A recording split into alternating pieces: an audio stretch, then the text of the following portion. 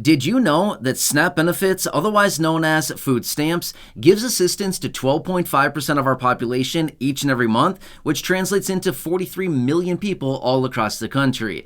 Did you also realize that they allocate $120 billion toward this program every single year, which translates into $10 billion a month that goes out to the beneficiaries? Well, guess what? They also want to implement some major changes to this program, 3 that I want to talk about and focus on here in this video, because this would impact all beneficiaries in a major way, and some of these are likely coming this year. Therefore, let's get into it, as that is the focus of this video.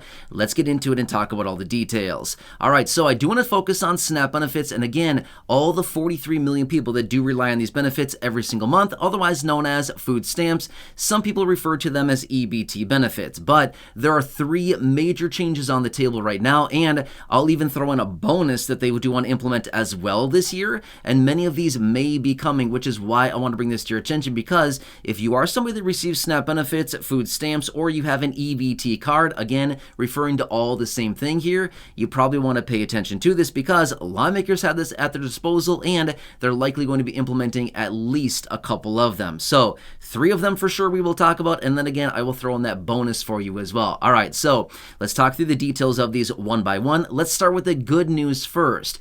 There's a piece of legislation that was recently introduced not that long ago called Hot Food Act. Now, this is interesting because you probably know, as a SNAP beneficiary, you technically cannot buy hot foods, like hot prepared foods. In some rare instances you can, but in general, no, you cannot buy hot foods with SNAP benefits, right? Well, this Hot Food Act would basically say, hey, we can allow SNAP beneficiaries to start buying hot foods with their SNAP benefits as a result of this legislation. Now, this has not passed yet, but it is something out there that does have a lot of traction, and it has a lot of support as well, because at the end of the day, they're basically coming back, and the rebuttal to this is saying, hey, some people that receive SNAP benefits may be older adults, maybe people with disabilities, something like this, and may not have the opportunity to prepare foods on their own. Why are we denying them hot foods? That's a good point, right? In fact, I've talked about this before in another video, and I've seen comments on that video coming out from some of you here in the community saying, hey, I physically cannot cook near open flames or with hot, ovens and stovetops and stuff like that for, XYZ reasons and stuff like that. Yeah, exactly, right?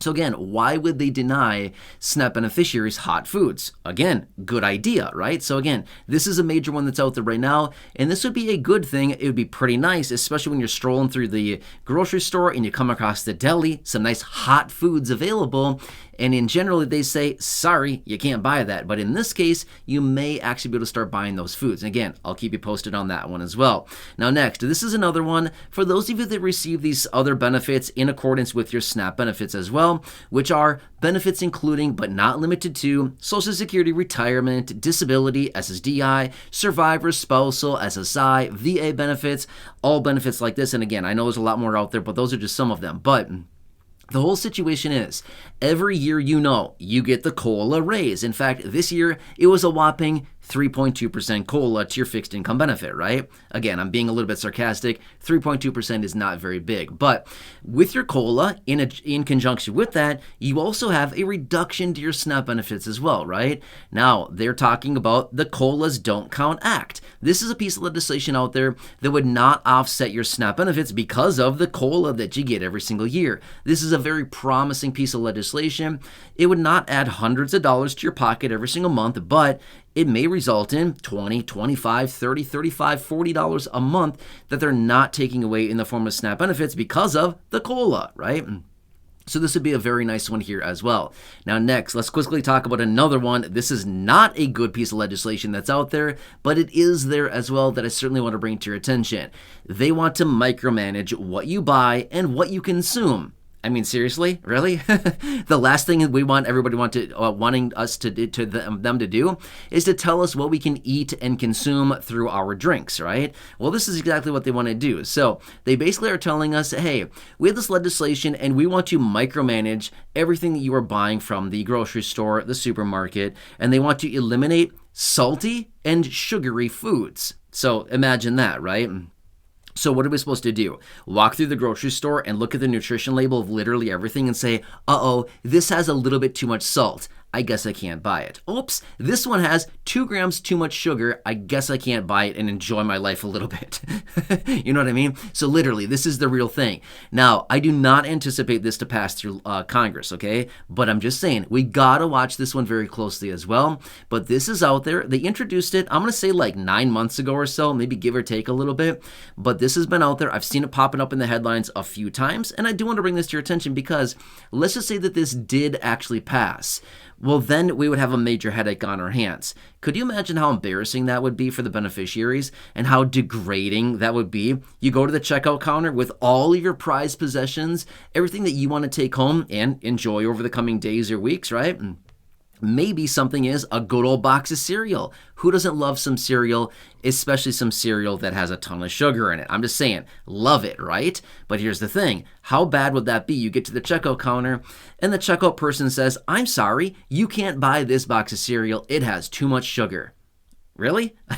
Okay, fine. I guess I won't then, right? Could you imagine that? That'd be the most embarrassing and degrading thing out there. But this is what they want to do. They want to start micromanaging exactly what we can buy with our SNAP benefits. So again, I just want to make it very clear. I do not anticipate this to actually happen, but you never know. You can't put anything past them, right? They're always out there trying to do whatever they can to look over us and look over our shoulder constantly and tell us what we can and cannot do, okay?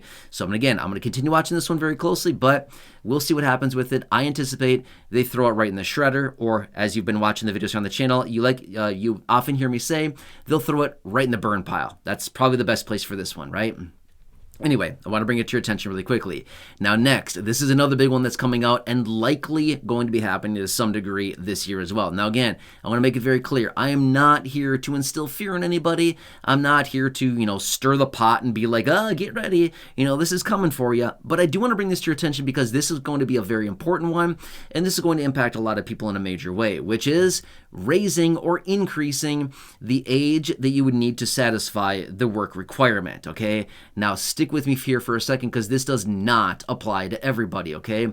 Now, there's a group of people out there which they refer to as ABAWD. What does that stand for? It stands for able-bodied adults without dependents, okay?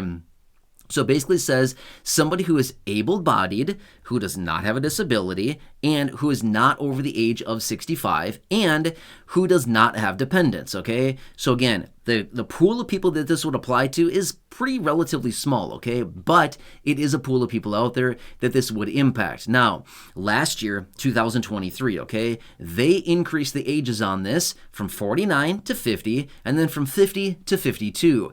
Guess what? In October of this year, 2024, they will be increasing this yet again up to the age of 54, okay? It'll be going up to 54. This is something that they passed through the debt ceiling deal back in about, June of 2023?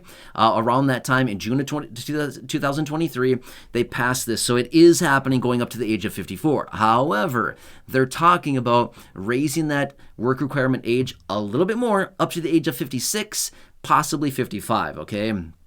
Now again, that has not passed yet either, but I can tell you this much. It will 100% be going up to the age of 54 in October, as in October 1st, 2024. So, what, a handful of months from right now? I know still relatively far out from right now as I film this video, but it's coming. This is a thing. It will be happening. 100%. It will be happening this year, okay?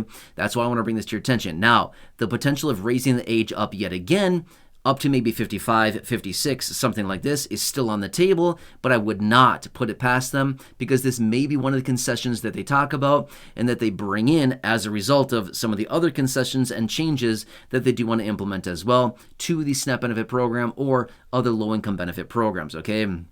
So let me explain this really, really quickly here, okay?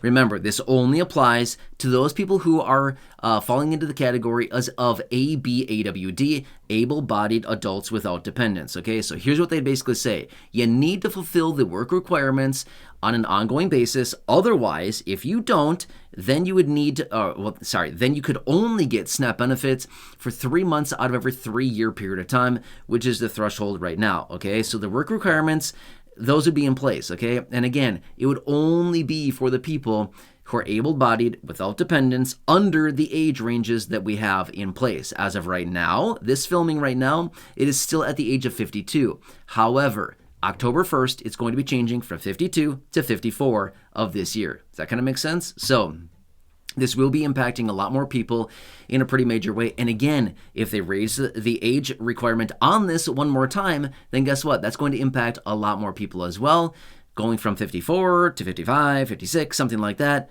But again, can't put anything past them. Now, one more bonus as well. I gave you 4, but I'll give you another bonus as well, okay? By the end of September, September 30th of this year, they must pass the Farm Bill. Remember that one? The Farm Bill. Yeah, exactly, okay? They must pass the Farm Bill, and this is the one that they were supposed to get passed a year ago. Back by September 30th of 2023, they were supposed to have this one passed, and about 80% of the Farm Bill encompasses SNAP benefits or food stamps. They didn't do it. So that simply means they must get it done, as they had a 1-year extension on this, and that is also going to impact SNAP benefits. 80% of it is focused around SNAP benefits or food stamps. So very important, okay?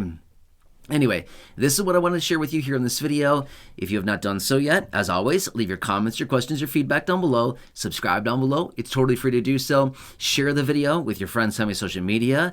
Go back and check out any of the other thousands of videos here on the channel, including those that I have linked down below in the description or at the top of the comment section. And that's about it, okay? I'm going to continue watching this. There's a lot of things that are happening right now. It's a busy, busy time. And if you have not done so, again, subscribe down below so you don't miss any videos going forward.